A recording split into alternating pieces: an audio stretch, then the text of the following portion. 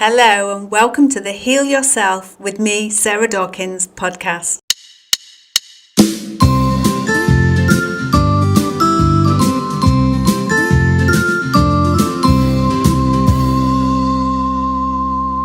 We share people who've already healed themselves, along with health and wellness tips from myself. Hello and welcome back to another episode of Heal Yourself. My guest today is Stephanie Gilbert, and Stephanie was born and raised in Germany. She's a mum, a martial artist, a ninja warrior, a snowboard instructor, a school bus driver, a pianist, and an actor. Stephanie was diagnosed with celiac disease at the age of 27, and through a carnivore diet, she not only healed the celiac disease, but also the pre-Hashimoto's and pre-diabetes she'd been diagnosed with. So welcome, Stephanie. Hi, how are you? I'm good, thanks. Thank you for joining me. Yes, thanks for having me on the show.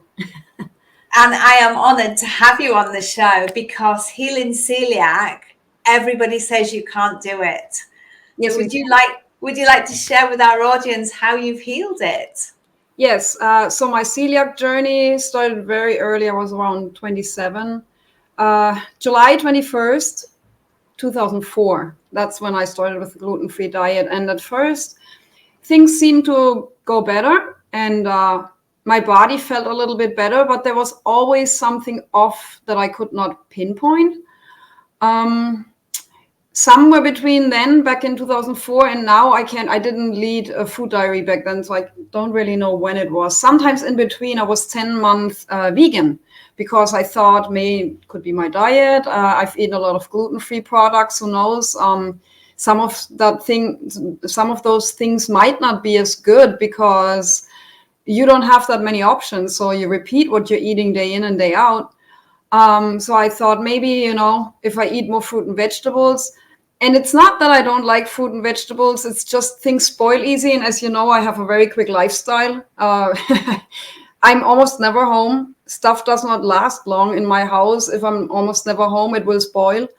So it was hard maintaining that. On top of that, when I was about 10 months into the vegan diet, my health further declined. Like it got really bad.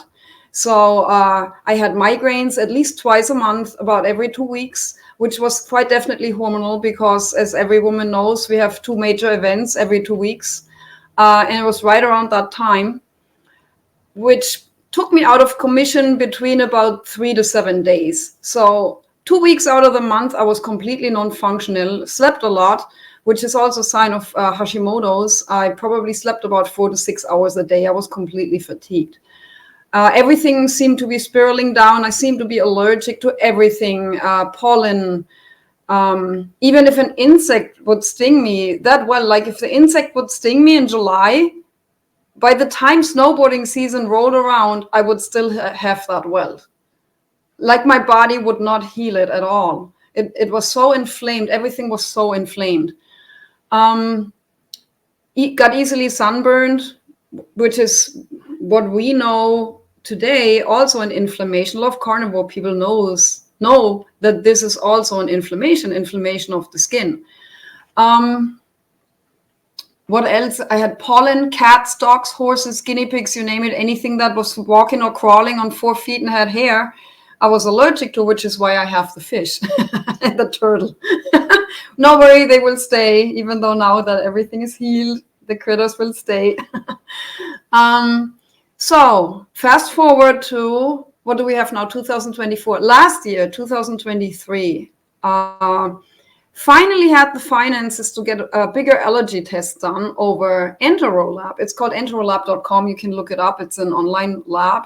And they also, back when, did the gluten intolerance test for my son. So I'm like, well, they did fairly well. Why don't you go ahead, send things in and see what comes back?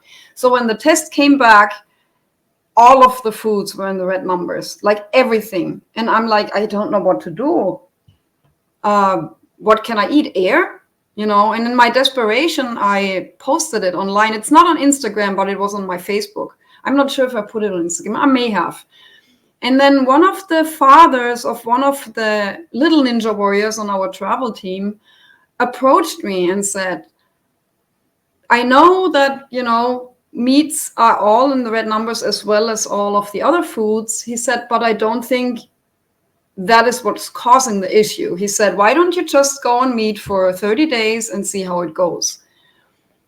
Well, I started my carnivore diet on, February 9th last year. So it's like over 500 days at this point. Crazy. And not even a week in, my brain fog lifted. My fatigue started going away. I had depression too. My depression went away. My ADHD got better. Those were the mental things. The mental things cleared first. Then about 2 weeks, I thought I was hearing in color. Like my hearing improved. My eyesight improved. I could drive at night, and there was actually like if a car came the other way, how do you say, I could see there was like no reflection of whatever you think you're seeing. I thought, of course, we all humans see things in color, but the colors I was seeing became more vibrant. I don't even know how to explain this. It's like living on a whole other level. My migraines did not go away until about a month and a half to 2 months in. So I thought initially, man, I feel great, but why are the migraines still there? And had Todd not encouraged me to keep, his name's Todd, had he not encouraged me to keep going with this, I would have never found out. Like the migraines didn't go away until about a month and a half in. But today they're completely gone. So, and if I only cheat a little bit, I notice right away the next day. If it's a planned, about 9 months in, it was around December, I forgot, and I have several jobs. That particular job was shuttle bus driving in Hershey, for Hershey Park. So I went there. It's about 45 minutes to an hour away from me. And if you're on the bus all day long, it's not like you can just stop anywhere and eat something, because you're dependent on your supervisor letting you, and they probably won't let you all day. So when I went back to the bus station, a nice coworker offered me an apple and a handful of nuts. It was one of those mixed nuts things with a bunch of cashews in it, pistachios, peanuts. And I know I'm not allergic to nuts. I was never allergic to apples either. But I ate those because I didn't have any meat with me. I forgot my cooler at home. I make these, what are they called? The beef stew. I just throw it in the pan in the morning and pack it with a little bit of butter. And I completely forgot. So I'm like, what can it hurt? Eat the apple and the nuts. I was sick for a week. Like it was absolutely crazy. Yep. I had, the next day was so bad. My son wanted to call the EMT. I actually went to my school bus run in the morning. I had pressure where the liver is. I had heart racing. I had sweats, and I was feeling absolutely crappy, like I was going to throw up every moment. That was the first day. The rest of the week, I still felt bad, but it wasn't quite as bad. So never going to do that again. Well, sometimes, when you slide back, whether it was wanted or unwanted, like with me in my work break, you find out what you cannot have. And I can definitely not have any plans. That's a fact. It's not that I'm listening to YouTube influencers or, that I'm brainwashed, like people say frequently online. I am legit getting sick when I eat plants. And I've met another couple people online just the other couple weeks. And they said, well, maybe there was an underlying health issue, and that's why you're now thriving on meat. Yes, there was more than one underlying health issue. However, it was caused by eating plants. Let's not confuse that. It was caused by, what else should it have been caused by? The only thing that changed was my eating habits. And I never ate processed food. I never ate poisonous food. I was a very healthy eater, fruits, vegetables, the whole 9 yards, and I got sick. So you can't push it onto processed foods. I think it was oxalate poisoning. I think that's what it was. And that takes a while to get rid of. Yeah. Wow, that's some journey you've been on, isn't it? And have you had a test to show that you no longer have celiac or you're free of your symptoms? Well, that is a good one right there, because other than a blood test, I never had any positive results. So I had two different doctors. The one that I have today, she was also there back when, and then I had another one that I'm not going to anymore.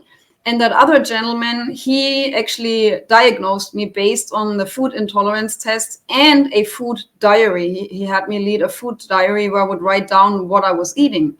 And if I was eating a salad, there is no gluten in salad. If you eat a salad with chicken and like shredded cheese on top, there's definitely no gluten in that one, unless the chicken is breaded, which it never was. I hardly ever ate processed food. Very, very rarely. Maybe one ice cream every 2 months, you know. Ice cream is also processed, just for people. Some people don't know, so I'm saying that. So anyways, yeah, he diagnosed me on a elevated blood test and on my food diary, which I was leading for 3 months. And then I went back to the doctor. He said, yeah, then with all the symptoms I was having back then, migraines, and back then I had migraines every single time I ate. Like I would eat something and 10, 15, okay, when it had gluten in it, I have to correct that. When I ate something that had gluten in it, my migraine would start 10, 15 minutes right after I ate something. And he said, that's pretty clear. He said, I don't want to bother you with, you know, any biopsy or whatever, because it's very intrusive. He said, based on the food diary, that's very clear. And the problem with the biopsy was I would have had to be back on gluten for at least 3 months. That would have killed me. Like I couldn't even eat a speck of gluten. I would go up the wall. I would crazy right away. Like some people don't even notice anything. And he said, I spare you the suffering. He said, here's the diagnosis. So subsequently, I didn't have any other tests. Yesterday, I had a doctor's appointment. So the lady I'm with today, she gave me a test to get my blood checked. But since it was just yesterday, I haven't done it yet. So there shouldn't be any more elevations or markers or anything in there once it gets done. So.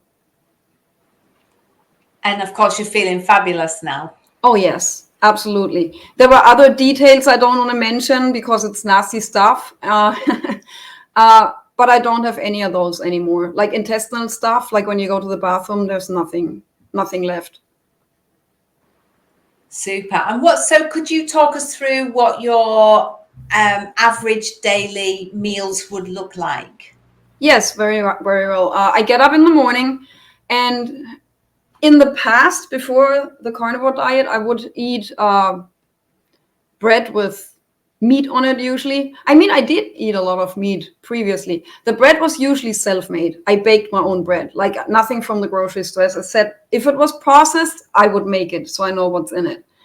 And then I did my bus run, come home, would have another meal that I made, usually some form of veggie, rice maybe, some form of meat. But usually, that's another thing people don't know, usually very, very lean, like chicken or fish, which is not the case anymore today at all. I'm the opposite. I have very high fat meats, ruminant meats, mostly cow, sometimes pig. And then in the evening, either sometimes I ate nothing or a bunch of strawberries or an apple, or I was never big. I never went out because with the celiac disease, you can't go out because you're always in danger of, getting something that because of because of cross-contamination. And I just did not want to risk it. And the other thing is, as a single mom, you almost never have money to eat out. So that came in handy. Nice excuse. So, okay. So then when I switched to carnivore, now I get up in the morning. And if I'm not hungry, I don't eat. I will eat when I'm hungry. I think it comes in handy that I also have a teenager who does not enjoy meals at the table anymore. So I can eat whenever I want to. That's just how teenagers are. And he makes his own food. I mean, he's very, very self-sufficient, big man. So I usually will eat a steak when I come home from school bus run. If I'm very hungry before I go on the run, I'll eat it in the morning, but that's almost never the case. And that's usually it for the day. And then the evening before I go to bed, if I'm really hungry, maybe a little bit of stew meat or bacon, maybe some eggs, but that's very rare. It's usually OMAD, which means 1 meal a day. Or 2, but never more. And in the evening, a glass of milk. Somehow I can sleep better on milk. I'm not sure why. That's a radical change, isn't it, from being vegan to Yes. swapping? And there's a whole mindset issue there as well, isn't there? Because I was vegetarian for a while, and we went that way Yeah. for moral and ethical reasons in the main. For me, I respect the reason why I say traditional vegans. Traditional vegans, in my mind, are vegans that go vegan because they love the animals. But there are other reasons for people to go vegan, which are health reasons, like for me. I mean, it's not like that I don't love the animals, but you have to realize that everything that wants to live on this planet will eat something else. And plants want to live as well. It's not, I mean, they're also living beings, maybe not breathing and living like we know it, but they're living, which is why they have the defense chemicals, because they don't want to be eaten. But that's another story. So yeah, I was only vegan for about 10 months because I thought only eating fruit and veggies might be healthier, but it didn't work out for me. I just did not feel very well on that. Yeah, I was vegetarian for about 4 years, and I didn't realize how much my health had declined over those 4 years until I saw a photograph of myself that my husband had taken, and it was shocking. Wow. I was really shocked. Yeah. And that's what prompted me. Plus my family had said I look incredibly unhealthy. I'm like, but I'm eating all these plants and nuts and seeds. How can I be unhealthy? And I'm taking all these supplements. Crazy. But so do you take any supplements as a carnivore? No, not at all. I used to, though, when I was on the regular standard American diet, ironic as a German. And and then on the vegan diet, I used to take supplements.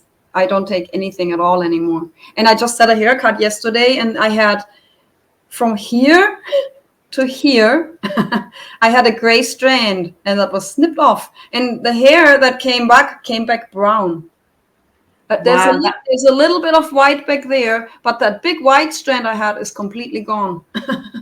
That's amazing. That's not something you would even consider going carnivore, is it? That your hair would suddenly go back to its original color and stop going gray or white. Yes, I already prepared for being white when I turned 50, which is in 2 years. And well, I guess not. My brown hair is back. Fabulous. See, I'm embracing my white hair and growing it all out, but I'll have to see what happens. So thank you for sharing your story with us, Stephanie. Now, if you've got one tip to help somebody who's maybe celiac or pre-diabetic or pre-Hashimoto's like you were, what's one tip you could share with them? Since I've been in this boat, I know that when you're patient with any of these illnesses, you try anything. Like a lot of these people have tried a million things and nothing works. Rather than taking drugs, for example, for the Hashimoto's, they're all not good, whether synthetic or otherwise. I just don't believe in taking drugs. Just try to go carnivore for 30 days. It will not kill you, I promise. See what happens, see how your body feels, see if anything gets better, and then you can decide for yourself. Lovely, thank you. And where can people find you, Stephanie? You can find me on Facebook, and you can find me on Instagram, and also on YouTube. On YouTube, it's the Carnivore Ninja podcast. Steph Gilbert, it's on Facebook. Just like Stephanie Gilbert, but the short form. And then on Instagram, it's the Carnivore Ninja. Lovely. And I'll put all that in the show notes underneath. Thank you very much for your time and sharing your journey. You're welcome. Thanks for having me. Thank you for listening. Please share this podcast with anyone who you think will benefit. And can you leave me a review wherever you've listened to it to help me reach more people? Thank you.